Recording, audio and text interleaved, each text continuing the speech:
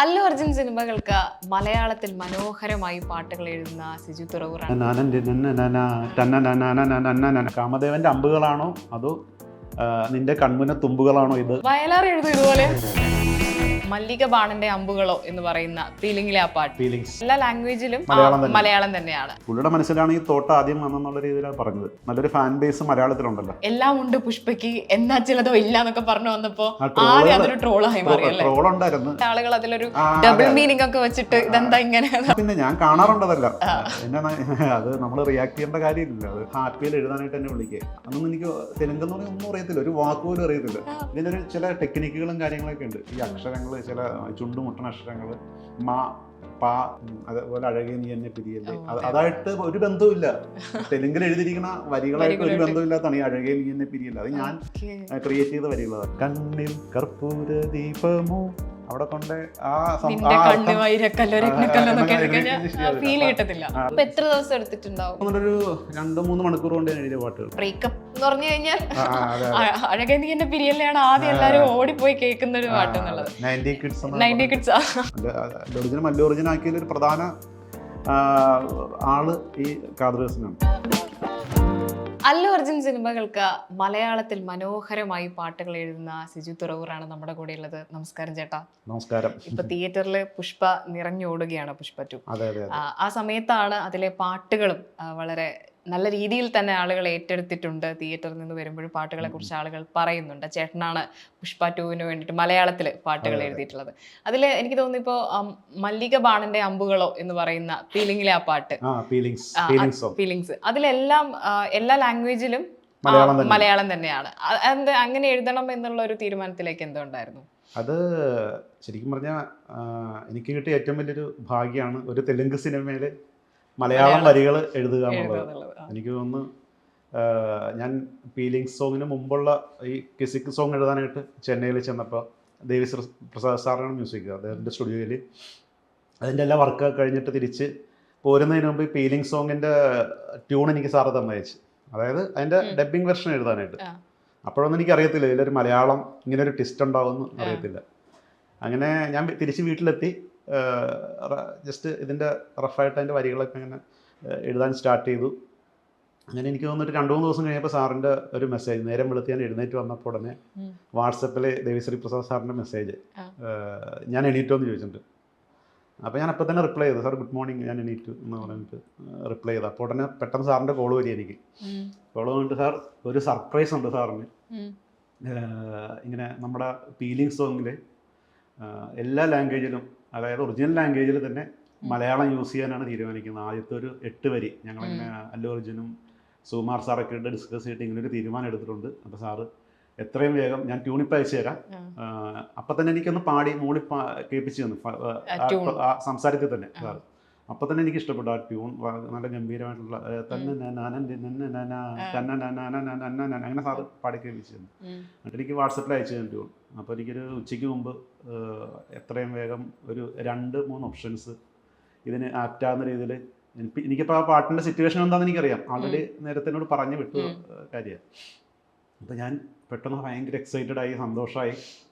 അത് നമുക്ക് സ്വപ്നത്തിൽ പോലും ചിന്തിക്കാൻ പറ്റാത്തൊരു കാര്യമാണ് ഈ മല്ലിക ബാണന്റെ അമ്പുകളോ എന്നൊക്കെ പറഞ്ഞു. അതെ, മല്ലിക ബാണന്റെ അമ്പുകൾ. അപ്പം എനിക്ക് മനസ്സിലേക്ക് ഈ ട്യൂൺ കിടന്ന് കളിക്കാൻ തുടങ്ങി എനിക്ക്.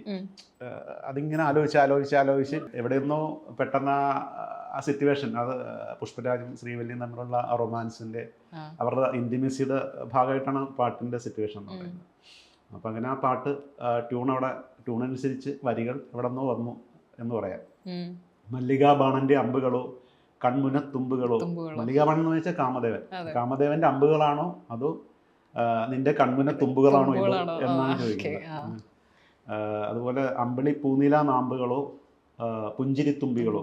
അമ്പിളി പൂനില നാമ്പുകൾ എന്ന് പറഞ്ഞാൽ ആദ്യത്തെ ഫസ്റ്റ് മൂൺ റേസ് എന്നാണ്. ആദ്യത്തെ ചന്ദ്രന്റെ നിലാവിന്റെ ആദ്യം വരുന്ന ആ നിലാവ് ആണോ അതോ നിന്റെ പുഞ്ചിരി തുമ്പികളാണോ, അങ്ങനെ അതിൻ്റെ വരികൾ അങ്ങോട്ട് പോയിരുന്നു. അപ്പോൾ ഞാനിത് എഴുതി അയച്ചു കഴിഞ്ഞപ്പോൾ സാറിൻ്റെ റിപ്ലൈ കുറച്ച് കഴിഞ്ഞപ്പോൾ വന്നു, സാർ ഇത് എക്സലൻ്റ് ആയിട്ടുണ്ട് എന്ന് പറഞ്ഞിട്ട് വന്നു. അപ്പോൾ അതിൻ്റെ പുറകെ തന്നെ മറ്റേ അടുത്ത ഓപ്ഷൻസും വേറെ 2 ഓപ്ഷനും കൂടെ ഉണ്ടായിരുന്നു ഇതിന് പകരം വരികൾ. അപ്പോൾ അതും അയച്ചു. പക്ഷേ ഈ ഫസ്റ്റ് അയച്ചു കൊടുത്ത ഈ ഓപ്ഷൻ തന്നെയാണ് അവർക്ക് ഇഷ്ടപ്പെട്ടത്. അത് അല്ലു അർജുൻ സർപ്രൈസ് ആണ് മലയാളികൾക്ക് എന്ന് പറഞ്ഞുകൊണ്ട് കൗണ്ട് ഡൗൺ ചെയ്തുകൊണ്ട് പരിപാടിയിൽ വന്നിട്ട് പറയുന്നുണ്ടായിരുന്നു. അത് ഞാൻ ശരിക്കും പറഞ്ഞ ഇത് എഴുതിയ നാൾ മുതൽ എൻ്റെ മനസ്സിൽ ഇങ്ങനെ ഇത് പുറത്ത് വരുന്ന ഒരു കാലഘട്ടം ഉണ്ടല്ലോ, ഇത് എഴുതിയ നാൾ മുതൽ എൻ്റെ റെക്കോർഡിങ് കഴിഞ്ഞു. പിന്നെ സിത്താര ആണ് എൻ്റെ നമ്മുടെ മലയാളം വെർഷൻ പ്രണവ ശശിയും കൂടെ പാടിയിരുന്നത്. അപ്പോൾ അതെല്ലാം കഴിഞ്ഞ് ഇത് പുറത്തേക്ക് നമ്മുടെ മനസ്സിലിങ്ങനെ ഭയങ്കര സന്തോഷമായിട്ട് ഇങ്ങനെ ഇരിക്കുന്നു ഈ സംഭവം. ഇത് പുറത്തേക്ക് ആരായിരിക്കും അനൗൺസ് ചെയ്യുന്നത്, എപ്പോഴായിരിക്കും പാട്ടിറങ്ങുന്നത്, അങ്ങനെ ഇരുന്ന സമയത്താണ് നമ്മുടെ അല്ലു അർജുൻ കൊച്ചിയിൽ വന്നതും ഇതൊരു സർപ്രൈസ് ആയിട്ട് എല്ലാവരും ഉപയോഗിച്ച് അനൗൺസ് ചെയ്യുന്നത്. അല്ലു അർജുന്റെ നിർബന്ധമായിരുന്നു, കാരണം അതിൽ പറയുന്നുണ്ടായിരുന്നു അദ്ദേഹം മലയാളികൾക്ക് വേണ്ടി ഒരു സർപ്രൈസ് എന്നുള്ളത്. അത് അല്ലു അർജുന്റെ നിർബന്ധം തന്നെയായിരുന്നു. മലയാളത്തിലും അല്ലു അർജുൻ്റെ എനിക്ക് തോന്നുന്നു അല്ലു അർജുനായിരിക്കും ഇതിന്, അങ്ങനെയാണ് അദ്ദേഹം അവിടെ പറഞ്ഞത്, സംസാരിച്ചത്. അതായത് പുള്ളിയുടെ മനസ്സിലാണ് ഈ തോട്ട് ആദ്യം വന്നെന്നുള്ള രീതിയിലാണ് പറഞ്ഞത്. അദ്ദേഹത്തിന് നല്ലൊരു ഫാൻ ബേസ് മലയാളത്തിലുണ്ട്. അതായത് ഈ ആര്യ മുതൽ ഹാപ്പി അങ്ങനെയുള്ള ഓരോ സിനിമകൾ ഇങ്ങനെ വന്ന് അല്ലു അർജുനായിട്ട് നമ്മൾ മലയാളികൾ ഏറ്റെടുത്തു. ഒത്തിരി, അതായത് പണ്ട് കാലത്തുള്ള ഫാൻസ് അല്ല, ഇപ്പൊ അതിലും എത്രയോ മടങ്ങ് ഫാൻസ് ഉണ്ടായിരുന്നു. അപ്പൊ അതിൻ്റെയൊക്കെ ഒരു, എനിക്ക് തോന്നുന്നു അല്ലു അർജുന്റെ സിനിമ ആദ്യമായിട്ടൊരു അന്യഭാഷയിലേക്ക് ഡബ് ചെയ്യുന്നത് മലയാളത്തിലാണ്. വേറൊരു സംസ്ഥാനത്ത് ഇറങ്ങുന്നത് മലയാളത്തിലാണ്. അതിൻ്റെതായിട്ടുള്ളൊരു സന്തോഷം, അത് അതിനോടുള്ളൊരു അദ്ദേഹത്തിന് ഭയങ്കര ഇഷ്ടമുണ്ട്. പ്രൊമോഷന് വേണ്ടി അദ്ദേഹം ഇങ്ങോട്ട് വരാറുണ്ട് എല്ലാ സിനിമകൾക്കും. അതിനുശേഷം ഈ മലയാളത്തിൽ ഇങ്ങനെ വേറൊരു സംസ്ഥാനത്ത് തൻ്റെ സിനിമ ഭയങ്കര ഹിറ്റായി, എനിക്ക് അദ്ദേഹത്തിന് ഒത്തിരി ആരാധകരുണ്ടാവുകയും ചെയ്തു കഴിഞ്ഞപ്പോൾ അതിനുശേഷമാണ് മറ്റ് തമിഴ്, കന്നഡ, ഹിന്ദി അങ്ങനെയുള്ള ലാംഗ്വേജുകളിലേക്കൊക്കെ ഈ പടം ഡബ് ചെയ്ത് ഇറക്കാൻ തുടങ്ങി. അതിനുശേഷമാണ് എനിക്ക് തോന്നുന്നത്. ഇൻസ്റ്റാഗ്രാമിൽ ഇപ്പൊ ഭയങ്കര വൈറലായിക്കൊണ്ടിരിക്കുന്ന എന്നുള്ള സോങ് ആണ്, ഭയങ്കരമായ ആളുകൾ ഏറ്റെടുക്കുന്നുണ്ട്. അതെനിക്ക് തോന്നുന്നു ഇപ്പൊ ഞാനിപ്പോ കഴിഞ്ഞ ദിവസം ഓൺലൈനിൽ നോക്കി കഴിഞ്ഞപ്പോൾ അമേരിക്കയില് സായിപ്പ്, അവിടുത്തെ വെള്ളക്കാരുടെ ഒരു ചാനലുണ്ട്, അതിൽ ഈ പീലിംഗ് സോങ്ങിനെ കുറിച്ച് അവര് ഒരു റിയാക്ഷൻ ഇട്ടിരിക്കുന്നു. ഇംഗ്ലണ്ടിൽ നിന്ന് വേറെ ഒരു റിയാക്ഷൻ, അങ്ങനെ ലോകത്തിന്റെ വിവിധ ഭാഗങ്ങളിൽ നിന്ന് ഈ സോങ്ങിന്റെ റിയാക്ഷൻസ് കാണുമ്പോൾ ഭയങ്കര ഒത്തിരി സന്തോഷമുണ്ട്. നല്ല ചടുലമായ നൃത്ത ചുവടുകളാണ്, ഡാൻസ് സ്റ്റെപ്പുകളും അങ്ങനെ തന്നെയാണ്. അതുകൊണ്ടായിരിക്കും അല്ലെ കൂടുതൽ ആളുകൾ ഈ പാട്ടിനോടൊപ്പം തന്നെ ആ സ്റ്റെപ്പും കൂടി വരുമ്പോൾ ഭയങ്കരമായിട്ട് ഏറ്റെടുക്കുന്നത്. അതുപോലെ തന്നെയായിരുന്നു ഈ പുഷ്പ എന്നുള്ള ആ സോങ് ആയിരുന്നു ആദ്യം വന്നിട്ടുണ്ടായിരുന്നത്.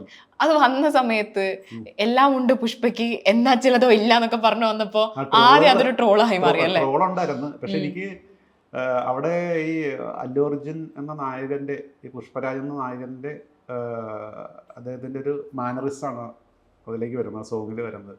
ഇൻട്രോ സോങ് ആണത്. അപ്പൊ അദ്ദേഹത്തിന്റെ ഒരു മാസ് കാണിക്കുന്ന, അറിയാലോ സിനിമ കണ്ടവർക്ക് അറിയാൻ പറ്റും, ആ ഒരു സിറ്റുവേഷനാണ്. അവിടെ അങ്ങനെ എഴുതാൻ പറ്റുള്ളൂ. അതങ്ങനെ നമ്മുടെ ഈ തെലുങ്കിൽ എന്താണോ എഴുതി വെച്ചിരിക്കുന്നത് അതിന് അനുസരിച്ച് നമുക്ക് ഇവിടെ ചെയ്യാൻ പറ്റുള്ളൂ. അപ്പൊ അതാണ് ഞാൻ ചെയ്തത്. എനിക്കറിയാം സിനിമ കാണുമ്പോൾ ആൾക്കാർക്ക് കൺവേ ആവുമെന്ന് എനിക്കറിയായിരുന്നു. പക്ഷെ ആദ്യം ഇറങ്ങിയ പാട് തന്നെ ആളുകൾ അതിലൊരു ഡബിൾ മീനിങ് ഒക്കെ വെച്ചിട്ട് ഇതെന്താ ഇങ്ങനെ അത്തരം ട്രോളുകളൊക്കെ അതൊക്കെ ചേട്ടന് കിട്ടിയിരുന്നു. പിന്നെ ഞാൻ കാണാറുണ്ടതല്ല, അത് നമ്മൾ റിയാക്ട് ചെയ്യേണ്ട കാര്യമില്ല. അത് എനിക്കറിയാം, സിനിമ കാണുമ്പോൾ അത് കറക്റ്റായിട്ട് കൺവേ ആയിക്കോളും എന്നുള്ള കാര്യം എനിക്കറിയാം. അതുപോലെ പുഷ്പ ഫസ്റ്റ് വരുമ്പോഴും അങ്ങനെ തന്നെയായിരുന്നു. എനിക്ക് തോന്നുന്നില്ല ശ്രീവല്ലി എന്നുള്ള സോങ്, കണ്ണിൽ കർപ്പൂര ദീപവും ശ്രീവല്ലി, കാരണം ഭയങ്കര രസമായിട്ട് ഫീൽ ചെയ്തിട്ടുണ്ടായിരുന്നു ആ സോങ്. അതിലിപ്പോ സിദ് ശ്രീറാമാണ് ഇത് പാടിയിട്ടുള്ളത്. അതുപോലെ തന്നെ ചേട്ടന് വേണ്ടിയിട്ട് അന്യഭാഷയിൽ നിന്ന് ഇപ്പൊ ശ്രേയാ ഘോഷാലും അടക്കം പാടിയിട്ടുണ്ട്. ഇവരെയൊക്കെ കൊണ്ട് പാടിപ്പിക്കുമ്പോൾ നമ്മുടെ മലയാളത്തിലാണ് ഇതൊക്കെ പാടിക്കുന്നത്. കണ്ണിൽ കർപ്പൂരമില് ശ്രീവല്ലി എന്നുള്ള സോങ് ഒക്കെ ഭയങ്കര ഹിറ്റായി മാറിയിട്ടുള്ളതാണ്. ഇവരെ കൊണ്ട് മലയാളം പാട്ട് പാടിക്കുക അല്ലെങ്കിൽ ഇവർക്ക് മലയാളം സോങ് കൊടുക്കുക എന്നുള്ളത്, അത് നമ്മൾ അത്ഭുതപ്പെട്ടിട്ടുണ്ട്. ഇവരെങ്ങനെയാണ്, ശ്രേയാ ഘോഷാലിനൊക്കെ സംബന്ധിച്ച് നമ്മൾ തന്നെ അത്ഭുതപ്പെട്ടിട്ടുണ്ട്. ഇവരെങ്ങനെയാണ് ഇത്രയും സ്ഫുടതയോടെ മലയാളത്തിൽ പാടുന്നത്? ഒരു മലയാളി പോലും അല്ല, അവർക്ക് ആ വേർഡ്സിന്റെ മലയാളം അർത്ഥം അറിയണമെന്നും കൂടിയില്ല. പക്ഷെ എങ്ങനെയാണ് ഇങ്ങനെ ഫീലോടെ പാടുന്നത് നമ്മൾ വിചാരിച്ചിട്ടുണ്ട്. ശരിക്കും അവരെങ്ങനെയാണ് ഇത്രയും ഫീലോട് കൂടി ഇങ്ങനെ പാടുന്നത്? അതെ, ശ്രേയന്റെ രണ്ടാമത്തെ പാട്ടാണ് പാടുന്നത്. ആദ്യം വേറെ സൈറ നരസിംഹ റെഡ്ഡി എന്നൊരു പടത്തിൽ പാടിയിട്ടുണ്ട്.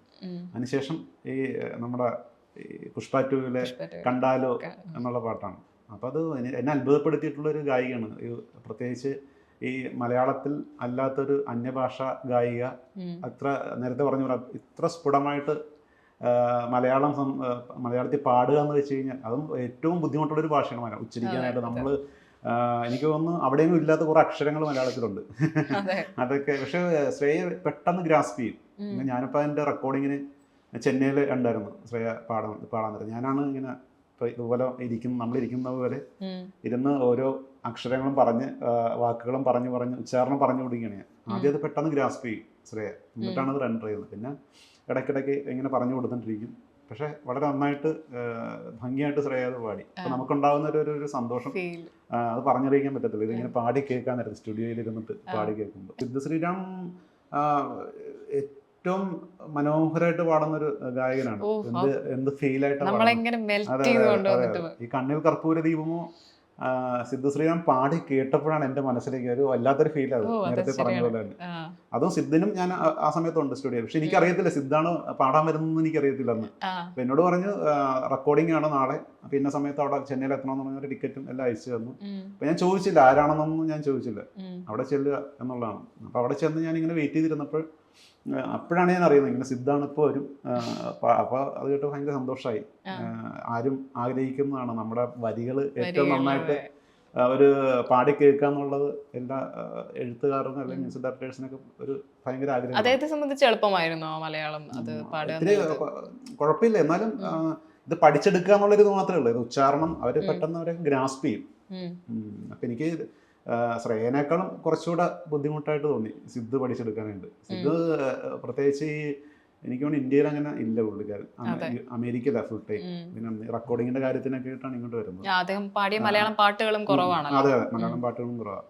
പക്ഷെ നന്നായിട്ട് പാടി കേട്ടപ്പോൾ അറിയാലോ. ശ്രീവല്ലി എന്നുള്ള പാട്ട് എനിക്ക് ഏറ്റവും എന്നെ കൂടുതൽ അടയാളപ്പെടുത്തിയ ഒരു പാട്ട് ശ്രീവല്ലി എന്നുള്ള പാട്ട്. ഒത്തിരി പേര് ട്രെൻഡായിരുന്നു ഈ നേരത്തെ ഇപ്പോഴും പറയുന്നത് സമൂഹ മാധ്യമങ്ങൾ ഒരുപാട് നമുക്കിടയിൽ ഇങ്ങനെ വളർന്നത് കൊണ്ട് തന്നെ ഇത്തരത്തിലുള്ള പാട്ടുകൾ ഭയങ്കര റീലായി വരുന്നു. അത് കൂടുതൽ ആളുകളിലേക്ക് എത്തുന്നു, കൂടുതൽ ആളുകൾ കേൾക്കുന്നു എന്നൊക്കെ പറയുന്നത് തന്നെ വലിയ കാര്യമായിട്ട് ഫീൽ ചെയ്യാറുണ്ട്. ഇങ്ങനെ നമ്മൾ ഈ തെലുങ്ക് പാട്ടുകൾ, തെലുങ്കിലാണ് സിനിമ, അതിങ്ങനെ മലയാളത്തിലേക്ക് മാറ്റുക എന്ന് പറയുന്നത് എത്രത്തോളം എളുപ്പമാണ്? ചേട്ടൻ എങ്ങനെയാണ് ഈ തെലുങ്ക് പഠിച്ചെടുത്തിട്ടുള്ളത്? ആക്ച്വലി ഞാൻ തെലുങ്ക് പഠിച്ചിട്ടില്ല. തെലുങ്ക് പഠിക്കാതെ എനിക്ക് നന്നായിട്ട് അതെ, ഓരോ വരിയും ഇങ്ങനെ മാറ്റി എഴുതുകയാണല്ലോ. അങ്ങനെയല്ല, ഞാനിതിപ്പോ ആദ്യമായിട്ട് ഞാൻ എഴുതുന്ന പാട്ട് ഈ ഹാപ്പി എന്ന് പറഞ്ഞ സിനിമ 2008 അപ്പൊ അതുവരെ ഇങ്ങനെ ഒത്തിരി ഭക്തിഗാനങ്ങളൊക്കെ എഴുതി അങ്ങനെ നിൽക്കുന്ന സമയത്ത് എനിക്ക് യാദൃശ്യമായിട്ട് ഖാദർ ഹസൻ എന്ന് പറഞ്ഞിട്ടുള്ളൊരു പ്രൊഡ്യൂസറുണ്ട്. അദ്ദേഹമാണ് ആദ്യമായിട്ട് അല്ലു അർജുനന്റെ സിനിമകൾ മലയാളത്തിലേക്ക് കൊണ്ടുവരുന്നത്. അല്ലു അർജുൻ ആക്കിയതിലൊരു പ്രധാന ആള് ഈ ഖാദർ ഹസനാണ്. അപ്പൊ അങ്ങനെ ആര്യക്ക് ശേഷം ഹാപ്പിയിൽ എഴുതാനായിട്ട് എന്നെ വിളിക്കേ. അങ്ങനെ അവിടെ ചെന്നിട്ട് അന്നൊന്നും എനിക്ക് തെലുങ്ക് എന്ന് പറഞ്ഞാൽ ഒന്നും അറിയത്തില്ല, ഒരു വാക്ക് പോലും അറിയത്തില്ല. അവിടെ ചെന്ന് എനിക്ക് ഇതിന്റെ അർത്ഥം, അതായത് നമ്മുടെ ഈ സിനിമ ആദ്യം ഒന്ന് ഫുള്ള് കണ്ടപ്പോൾ എനിക്ക് ഇതിന്റെ സിറ്റുവേഷൻസ് നമുക്ക് മനസ്സിലായി, ഏകദേശം അറിയാം. ഇപ്പോൾ ഓരോ പാട്ടോ ഏതൊക്കെ സിറ്റുവേഷനിലാണ് വരുന്നത്. നമ്മൾ ആ പടം കണ്ട് സിറ്റുവേഷൻസ് മനസ്സിലായി. പിന്നെ എൻ്റെതായിട്ടുള്ളൊരു രീതിയിൽ ആ സിറ്റുവേഷൻ മാച്ച് ചെയ്യുന്ന രീതിയിൽ ഞാൻ അവിടെ എഴുതി ചെയ്തത്. അതിന്റെ അർത്ഥം ജസ്റ്റ് ഒന്ന് ചോദിച്ച് മനസ്സിലാക്കിയവർ ഇംഗ്ലീഷിൽ, അല്ലെങ്കിൽ അവർക്കറിയാം. അങ്ങനെ ചോദിച്ച് അതിന്റെ ട്രാൻസ്ലേഷനൊക്കെ ചോദിച്ച് ജസ്റ്റ് മനസ്സിലാക്കിയെന്ന് മാത്രമേ ഉള്ളൂ. പക്ഷേ ഹാപ്പി, അടിപൊളി ലുക്കായാൽ ഹാപ്പി, ലുക്കൊന്ന് ക്ലിക്കായാൽ ഹാപ്പി, അങ്ങനെയാണ് ആ പാട്ട് ഫസ്റ്റ് ഞാൻ എഴുതുന്ന പാട്ട് തുടങ്ങുന്നത്. അതേപോലെ അഴകേ നീ എന്നെ പിരിയല്ലേ, അതായിട്ട് ഒരു ബന്ധവുമില്ല.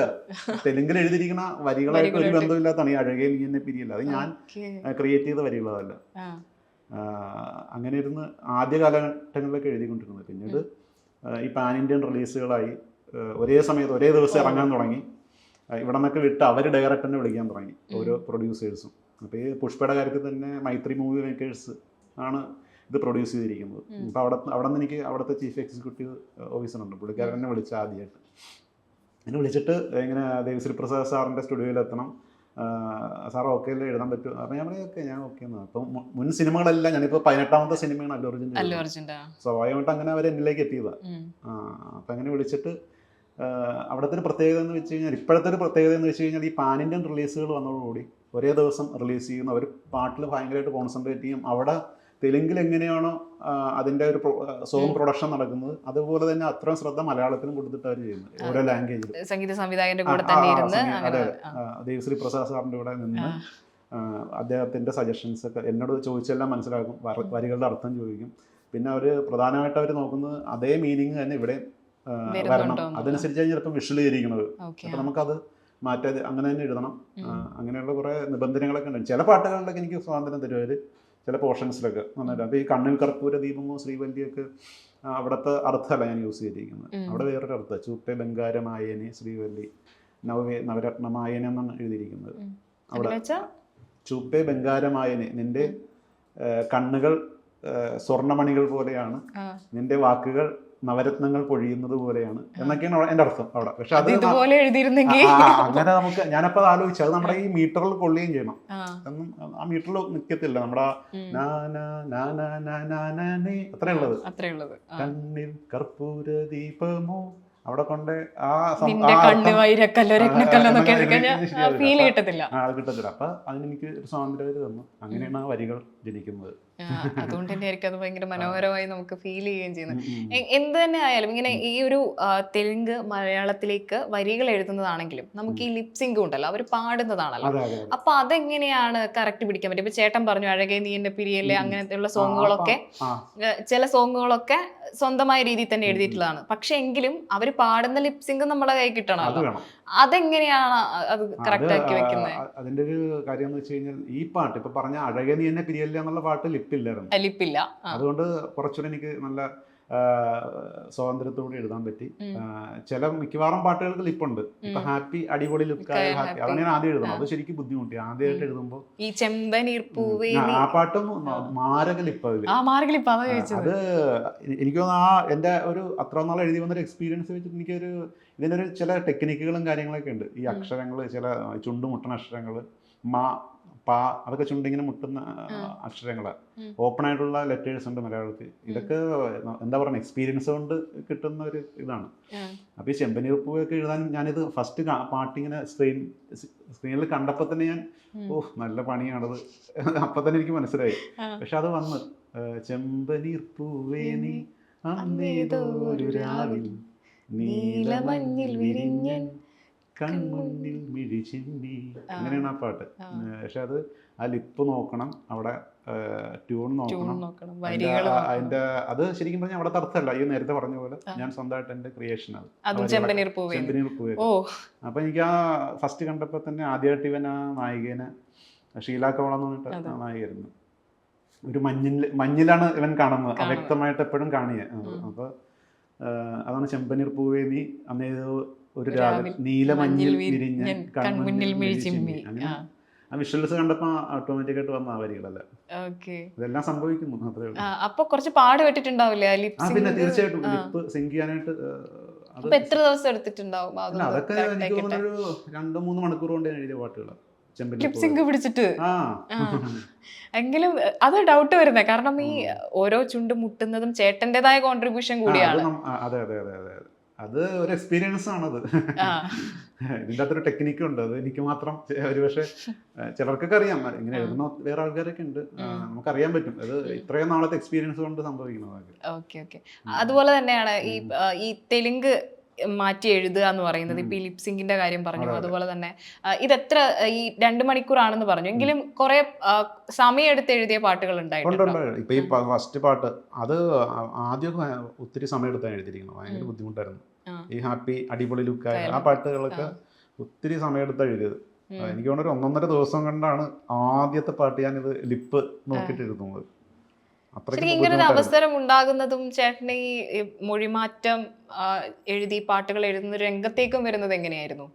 ആദ്യമായിട്ട് എനിക്ക് അവസരം തരുന്നത് നേരത്തെ ഞാൻ പറഞ്ഞു, ഖാദർ ഹസൻ, അദ്ദേഹമാണ് എനിക്ക് അവസരം തരുന്നത്. അതിനൊരു കാരണം ചേട്ടനെ കണ്ടെത്തിയത് എങ്ങനെയായിരുന്നു? ഇത് ഇങ്ങനെ പറ്റും, ഇയാൾക്ക് ഇത് കഴിയും? അതിനൊരു കാരണമുണ്ട്.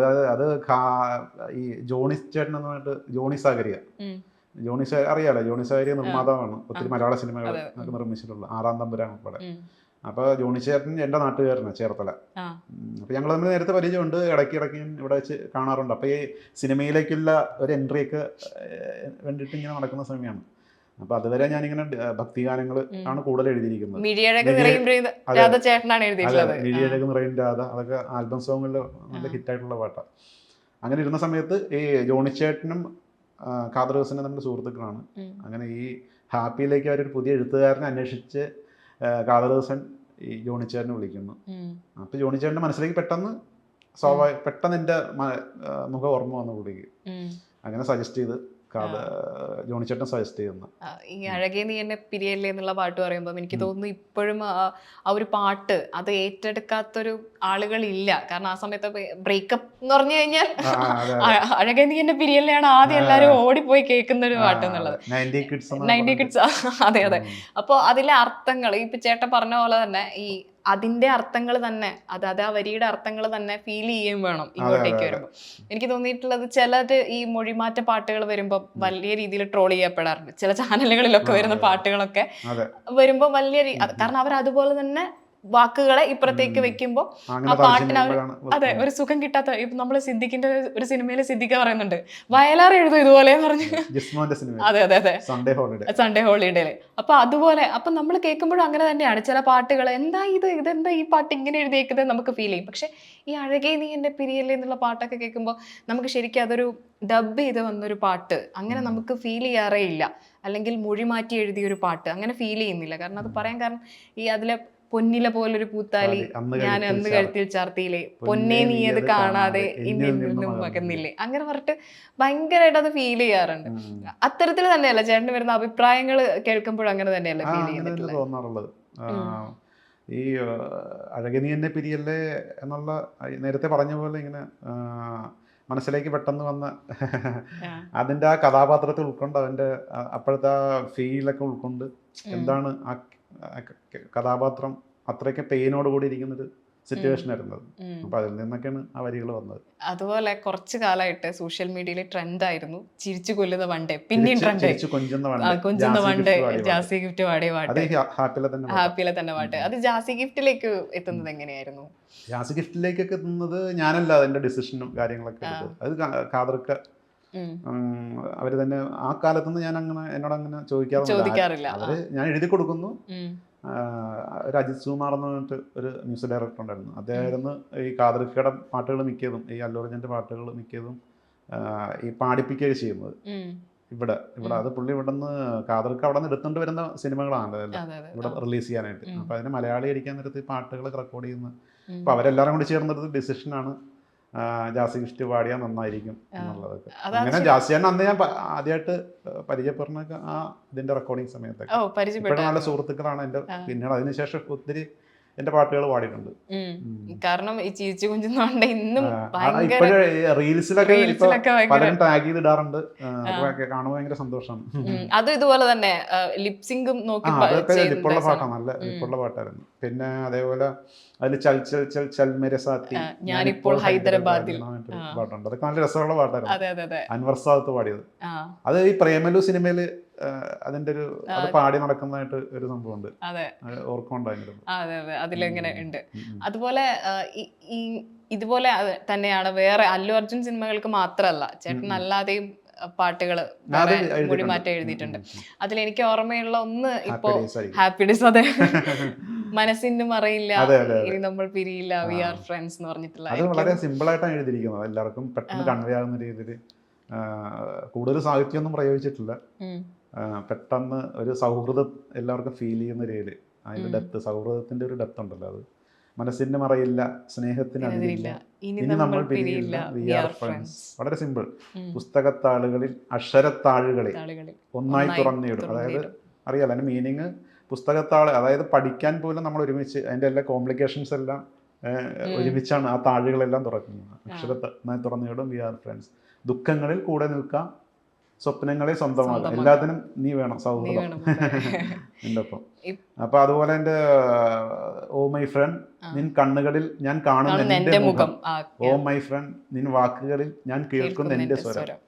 അതാണ് എൻ്റെ ഒരു ഹുക്ക് പോർഷൻ ആ പാട്ടിന്റെ. അപ്പൊ ഈ ട്യൂണുകൾ ആദ്യമേ അയച്ചു തരികയാണോ ചെയ്യുന്നത്? അപ്പൊ ആ ട്യൂണിനനുസരിച്ചാണോ ചേട്ടൻ? അതെ അതെ, ട്യൂണിനനുസരിച്ച് ഇപ്പൊ ഇങ്ങനെയുള്ള പാട്ടെല്ലാം എഴുതുന്നു. ആൾറെഡി ആദ്യം ട്യൂൺ ചെയ്തിട്ടാണല്ലോ അതിന്റെ കാര്യങ്ങൾ. അതുപോലെ ഈ പാട്ട് നിനക്കായി സ്നേഹത്തിൻ മൗനജാലകം തുറന്നു ഞങ്ങളുടെ ലോകം, അതും ഈ പ്രണയം എന്ന് പറയുന്ന ഒരു പ്രണയം നിറഞ്ഞു നിൽക്കുന്ന ഒരു പാട്ടത്. എനിക്ക് ഏറ്റവും ഇഷ്ടമുള്ള ഞാൻ എഴുതിയ പ്രണയഗാനങ്ങളിൽ ഏറ്റവും ഇഷ്ടമുള്ള ഒരു പാട്ട് വിനീത് ശ്രീനിവാസന്റെ. ആ സമയത്ത് വിനീത് ഇങ്ങനെ കത്തി നിൽക്കുന്ന സമയത്ത് ആണ് ആ പാട്ട് ചെയ്യുന്നത്. നല്ല മനോഹരമായിട്ട് വിനീത് പാടിയിട്ടുണ്ട്. നല്ല രസമുള്ള പാട്ടാണ്. അതിന്റെ വരികൾ വേണമെങ്കിൽ നിനക്കായി സ്നേഹത്തിൻ മൗനജാലകം തുറന്നു ഞാൻ, നിറങ്ങൾ നീരാടും കനവായിരം നെയ്തു ഞാൻ, അങ്ങനെ അങ്ങനെ പക്ഷെ ഇതുണ്ടല്ലോ. ആദ്യകാലങ്ങളിൽ ഇപ്പൊ അഴകിയ നീ എന്റെ പിരിയല്ലേ എന്നുള്ള പാട്ടൊക്കെ ഭയങ്കര ഹിറ്റാവുന്നു, ആര്യ ടൂലൊക്കെ പാട്ടൊക്കെ ഹിറ്റാവുന്നു. പക്ഷെ ആ സമയത്തൊന്നും ആളുകൾ അധികം അറിയുന്നില്ല, കാരണം സോഷ്യൽ മീഡിയ ഒന്നും അധികം ഇല്ല. ഇല്ല ഇല്ല അപ്പൊ ആളുകൾ അറിയുന്നില്ല അത് മൊഴിമാറ്റി എഴുതിയ ചേട്ടനാണ് എന്നൊന്നും അറിയുന്നില്ല. ഇല്ല ഇല്ല. അപ്പോഴും ഈ പാട്ടുകളൊക്കെ വലിയ രീതിയിൽ ഈ ഉത്സവ പറമ്പുകളിലാണെങ്കിലും അല്ലെങ്കിൽ ബസ്സുകളിലൊക്കെ പോകുമ്പോൾ നമ്മൾ ഈ പാട്ടൊക്കെ കേൾക്കുമ്പോൾ കേൾക്കാറുണ്ട്. എൻ്റെ പാട്ട് തന്നെ ഞാൻ എന്റെ കേൾക്കാറുണ്ട്. ആണ് എന്ന് ഐഡന്റിഫൈ ചെയ്യാതെ പോകുന്നതിൽ ഒരു വിഷമം തോന്നിയിട്ടുണ്ട് എപ്പോഴെങ്കിലും? അത് ഇതെല്ലാം സംഭവിക്കുന്നതാണ്. അത് അതിൻ്റെതായ സമയത്ത് ചിലപ്പോൾ അറിഞ്ഞോളും. നമ്മളെല്ലാവരോടും ഇങ്ങനെ പറഞ്ഞു നടക്കേണ്ട ആവശ്യമൊന്നുമില്ല. ഇതെല്ലാം പുറകെ വന്നോളും എന്ന് വിശ്വസിക്കുന്ന ഒരാളാണ് ഞാൻ.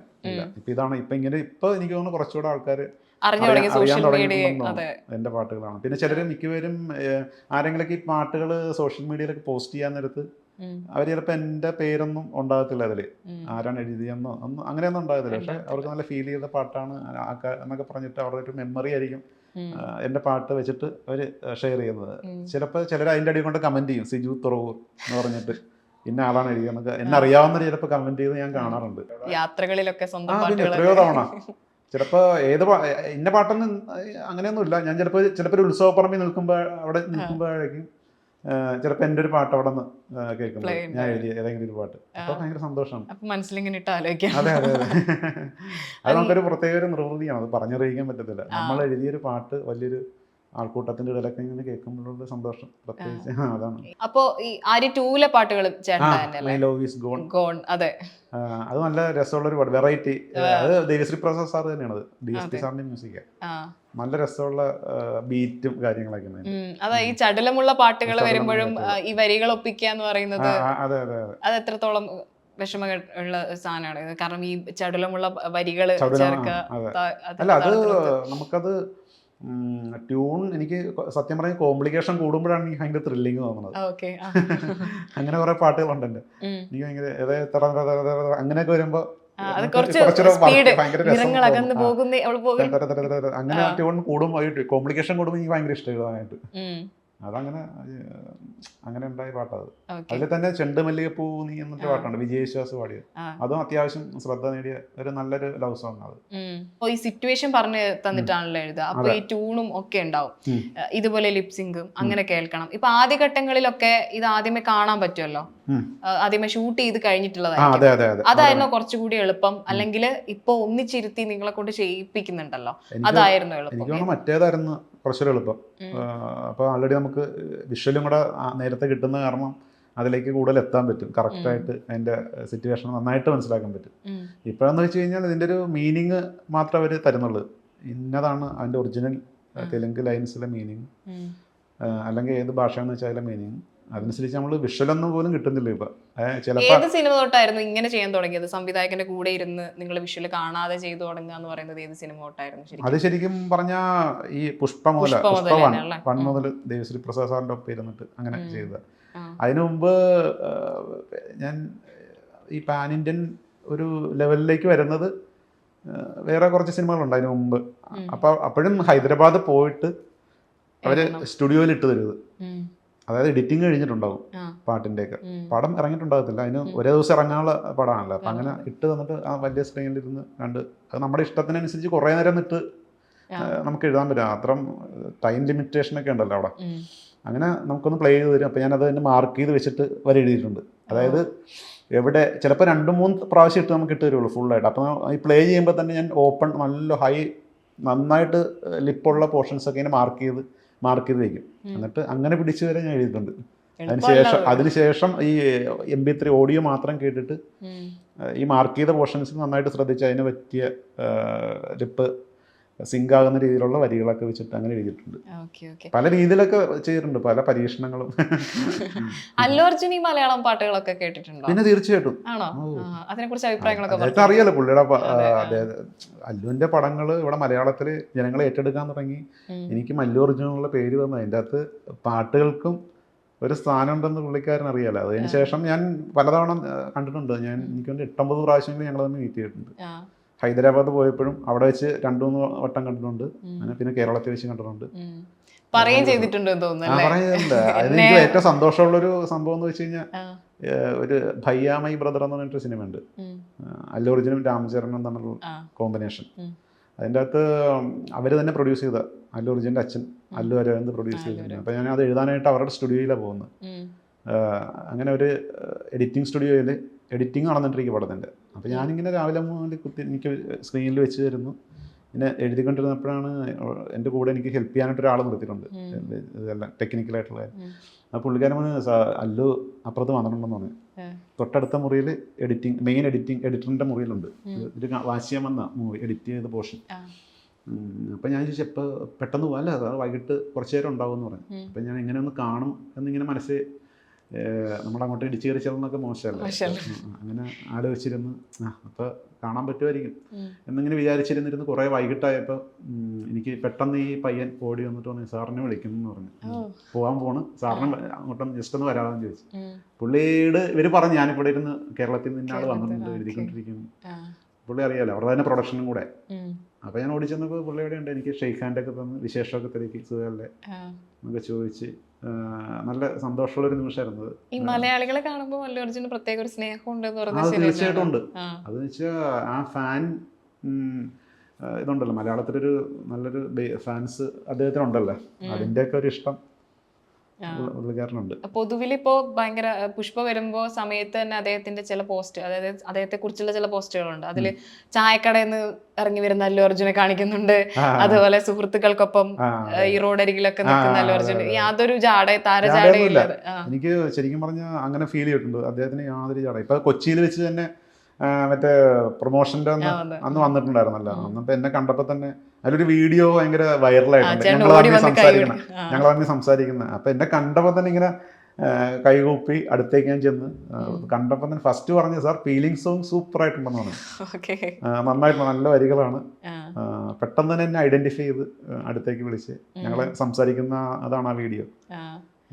നന്നായിട്ട് എൻജോയ് ചെയ്ത് നല്ല, അതായത് ഈ പറഞ്ഞ ഈ വരികളുള്ള ഈ പോർഷൻ ഉള്ളേ ഇപ്പൊ മല്ലികാമണലിന്റെ അമ്പുകളോ ആ വരികളെ കുറിച്ച് പുള്ളി പറഞ്ഞത് നല്ല രസമുണ്ട്, എനിക്ക് ഒത്തിരി ഇഷ്ടപ്പെട്ടു. അപ്പൊ ഞാൻ thank you sir, thank you എന്ന് പറഞ്ഞു. കേരളത്തിൽ വരുമ്പോഴാണെങ്കിലും മലയാളി ആരാധകരെ കാണുമ്പോഴാണെങ്കിലും അദ്ദേഹം കാണിക്കുന്ന ഒരു സന്തോഷം കാണുമ്പോൾ നമുക്ക് മനസ്സിലാവും അദ്ദേഹത്തിന് അത് വല്ലാതെ ഇഷ്ടപ്പെടുന്നുണ്ട് മലയാളത്തിൽ അതേ ആരാധന. അതുകൊണ്ടാണല്ലോ അങ്ങനെ ഒരു ഡിസിഷൻ അവർ എടുത്തത്, ഈ മല്ലികാമണലിന്റെ അമ്പുകളോ.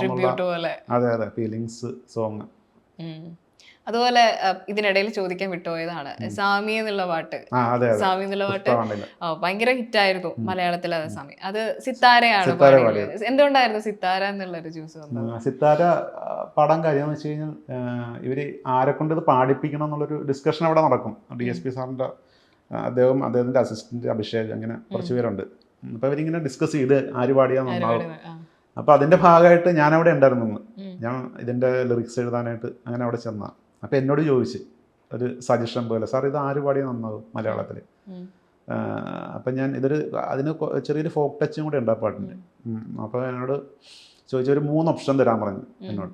അപ്പം ഞാനങ്ങനെ അതിലൊരു ഓപ്ഷനായിരുന്നു സിത്താര. അങ്ങനെ വേറെ 2 ഇവിടുത്തെ ഫീമെയിൽ സിംഗേഴ്സിൻ്റെ കൊടുത്ത് അവർ പാടിയിട്ടുള്ള പാട്ടുകളെല്ലാം ഞാൻ അവർക്ക് വാട്സപ്പ് വഴി അയച്ചു കൊടുത്ത്. അപ്പം അതെല്ലാം കേട്ടിട്ട് അവർ ഡിസൈഡ് ചെയ്തതാണ് സിത്താര. കാരണം സിത്താര പാടിയതോടുകൂടി അത് കുറച്ചുകൂടി അല്ലേ കൂടുതൽ നന്നായിട്ട് പാടി സിത്താരയുടെ ഫാസ്റ്റ് സോങ്ങില് ഒരു നല്ല പാട്ടത്. ഭയങ്കര ഹൈപ്പ് ഉണ്ടായിരുന്നു. പല സ്റ്റേജുകളിലൊക്കെ സിത്താര പാടിയിട്ടുണ്ട് ഒത്തിരി. ഈ ചേട്ടൻ പറഞ്ഞല്ലോ സജഷൻ, ഈ ഗായകർ ഇന്ന ആളുകൾ മതി പല പാട്ടിനും ഇങ്ങനെ സജഷൻ ചോദിച്ചിട്ടുണ്ട്. അത് ഈ പുഷ്പ തൊട്ട് തന്നെയാണ്. പുഷ്പ തൊട്ടാണ്. അതില് എനിക്ക് തോന്നുന്നു പുഷ്പ 1 ഈ ഒരൊറ്റ പാട്ടിന് വേണ്ടി മാത്രമേ എന്നോട് സജഷൻ ചോദിച്ചുള്ളൂ, ബാക്കിയെല്ലാം അവർ ഡിസൈഡ് ചെയ്തു. പുഷ്പ 2 വന്നു കഴിഞ്ഞപ്പോൾ ഇതില് ഒരു 3 പേരുടെ സജഷൻ എന്നോട് ചോദിച്ചു. അപ്പൊ നമുക്ക് എപ്പോഴും അവർ ചോദിക്കുമ്പോൾ ഒരാളായിട്ട് ഒരിക്കലും ചോദിക്കത്തില്ല എന്നോട്. മിനിമം ഒരു 3-4 പേരുടെയെങ്കിലും ഓപ്ഷൻ ചോദിക്കും അവര്. അങ്ങനെ ഇപ്പൊ അതെ ഒന്നുമില്ല, അതൊക്കെ എനിക്ക് അവിടെ ചെന്നപ്പോഴാണ് മനസ്സിലായി. അതിൽ ഈ സാമി മാത്രമേ ഉള്ളൂ ഈ സജഷൻ ചോദിച്ചത്. പിന്നെ ഇപ്പൊ ഈ ഫീലിംഗ് സോങ്ങില് പ്രണവം ശശി എന്ന് പറഞ്ഞിട്ട് സിത്താരോടൊപ്പം പാടിയിരിക്കണം. അത് എന്നോട് സജഷൻ ചോദിച്ചാൽ. അപ്പോൾ ചോദിച്ചപ്പോൾ ഞാൻ പ്രണവം ശശി ഇങ്ങനെ നാടൻ ഫോക്ക് പാടുന്നവർ ആരൊക്കെയാണെന്നുള്ള അങ്ങനെ 2-3 പേരുടെ ഓപ്ഷൻസ് കൊടുത്തതിൽ നിന്ന് അവർ സെലക്ട് ചെയ്ത പ്രണവശേഷി. അതേപോലെ ഇപ്പൊ സന്നിധാനന്ദന്റെ ഒരു പാട്ട് ഇറങ്ങാൻ പോകുന്നുണ്ട്. അത് ഇറങ്ങിയിട്ടില്ല ഇതുവരെ, പക്ഷെ പടം കണ്ട് നിങ്ങൾക്ക് മനസ്സിലാകും. മറ്റേ ആ ഉത്സവ പാട്ടില്ലേ, കാളി കരാളി ദേവി കാളി കരാളി ദേവി, നല്ല നന്നായിട്ട് സന്നിധാനന്ദൻ പാടിയിട്ടുണ്ട്. അതെ, കാരണം സന്നിധാനന്ദനെ പലപ്പോഴും യൂസ് ചെയ്തിട്ടില്ല, മാത്രം പാടുന്ന ഒരാളെന്ന നിലയിലേക്ക്.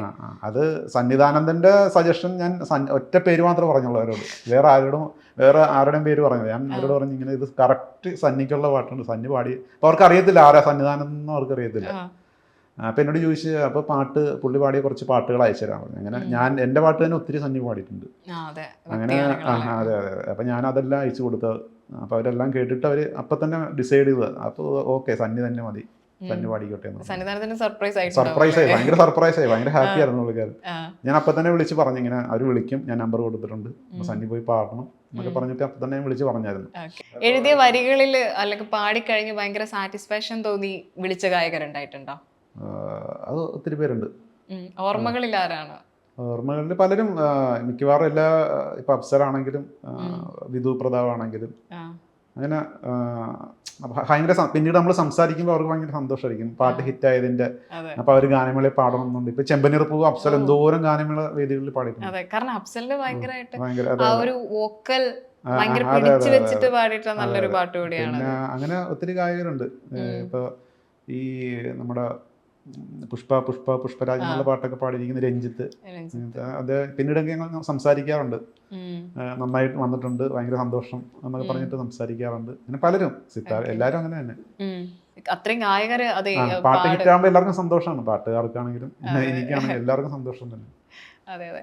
ഇനി ചേട്ടൻ്റെ വരുന്ന അപ്കമിങ് വർക്കുകൾ ഏതൊക്കെയാണ്? ഞങ്ങൾക്ക് മനസ്സിലായിട്ടുള്ളത് മോഹൻലാലിന്റെ ഏതൊരു തെലുങ്ക് പടം. മോഹൻലാല് ലാലേട്ടൻ അഭിനയിച്ചിട്ടുള്ളൊരു കുറെ നാളിന് ശേഷം, ജനതാ ഗ്യാരേജിന് ശേഷം എനിക്ക് തോന്നുന്നു ഒരു തെലുങ്ക് പടം കണ്ണപ്പ. അത് വലിയൊരു താരനിരയാണ് ആ പടത്തിൽ. ഒരു മൾട്ടി സ്റ്റാർ മൂവിയാണ്.